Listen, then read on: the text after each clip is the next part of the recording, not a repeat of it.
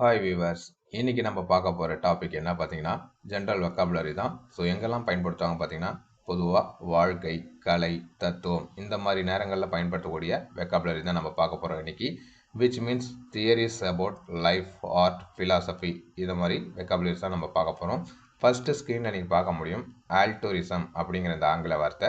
இந்த ஆல்டூரிசம் அப்படிங்கிற இந்த ஆங்கில வார்த்தைக்கு தமிழ் அர்த்தம் என்ன அப்படின்னு பார்த்தீங்கன்னா எல்லாம் நன்மைக்கு அப்படின்னு அர்த்தம். மறுபடியும் சொல்கிறேன், ஆல்டூரிசம் அப்படிங்கிற இந்த ஆங்கில வார்த்தைக்கு எல்லாம் நன்மைக்கு தமிழ் அர்த்தம். ஓகேங்களா?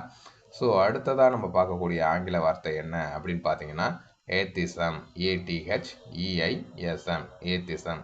இந்த ஏத்திசம் அப்படிங்கிறது எல்லாருக்கும் நல்லாவே தெரியும். நாத்திகம் பேசுறியா, நாத்திகவாதியா நீ கடவுளை கும்பிட மாட்டியா, யாரெல்லாம் கடவுள் நம்பிக்கை இல்லாமல் இருக்காங்களோ, கடவுள் இருக்காரு அப்படிங்கிற ஒரு நம்பிக்கை இல்லாமல் இருக்காங்களோ அவங்களெல்லாம் நம்ம எப்படி அழைப்போம்? ஏத்திசம் அப்படின்னு சொல்லுவோம். ஓகேவா? We called him atheism. அவங்கள நம்ம அப்படி தான் அழைப்போம். கடவுள் நம்பிக்கை இல்லாதவங்கள ஏத்திசம் அப்படின்னு அழைப்போம்.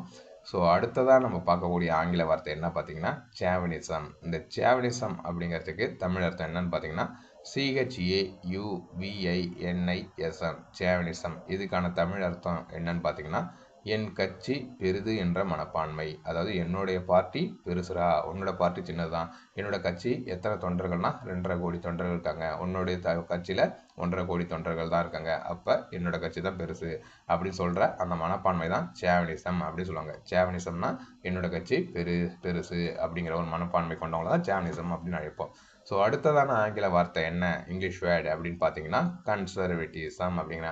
ஸோ இப்போ ஃபாரின் கண்ட்ரிஸ்லாம் பார்த்தீங்கன்னா கன்சர்வேட்டிசம் அப்படிங்கிற ஒரு கட்சியே இருக்குது. ஸோ அவங்க என்னென்னா அந்த பழமை தான் அக்செப்ட் பண்ணிப்பாங்க, பழமைவாதத்தை தான் அக்செப்ட் பண்ணிப்பாங்க அந்த பார்ட்டியோட நோக்கமே. ஸோ அதே மாதிரி இந்த கன்சர்வேட்டிசம் அப்படிங்கிற இந்த ஆங்கில வார்த்தைக்கு தமிழ் அர்த்தம் என்னன்னு பார்த்தீங்கன்னா பழமை விரும்பி.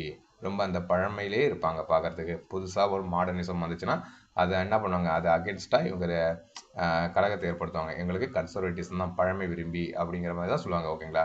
அடுத்தது பார்த்தீங்கன்னா ஆங்கில வார்த்தை லிபரலிசம்.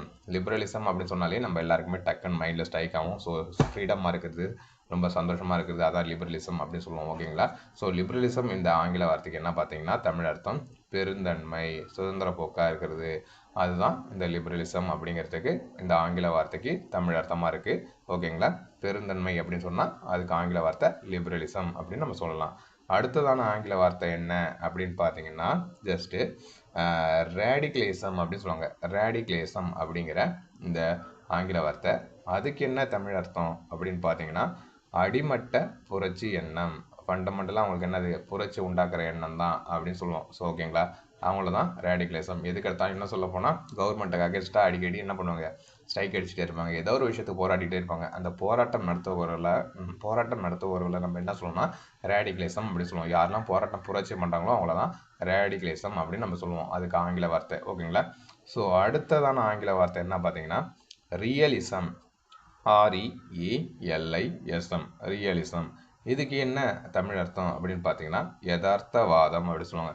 ரொம்ப ரியலிட்டியாக அப்படி சொல்லுவாங்களா, ரியலிட்டியாக இருக்குது அப்படி சொல்லுவாங்களா. ரியலிசம் அப்படிங்கிறது ஒரு போயம் எழுதுறாங்கன்னா அந்த போயம் எழுதும் போது எப்படின்னா ஒரு சினிமா எடுக்கிறாங்கன்னா அந்த சினிமா அப்படியே ரியலிஸ்டிக்காக இருக்குப்பா அப்படி சொல்லுவாங்க. யதார்த்தவாதமாக எடுத்திருக்காருப்பா சினிமா, இந்த போயம் படிக்கும்போது ரொம்ப யதார்த்தமாக இருக்குப்பா அப்படி சொல்லுவோம்ல, அதுதான் ரியலிசம் அப்படின்னு நம்ம சொல்லுவோம். ரியலிசம் அப்படிங்கிற இந்த ஆங்கில வார்த்தைக்கு யதார்த்தவாதம் அப்படிங்கிறது தான் தமிழ் அர்த்தம்.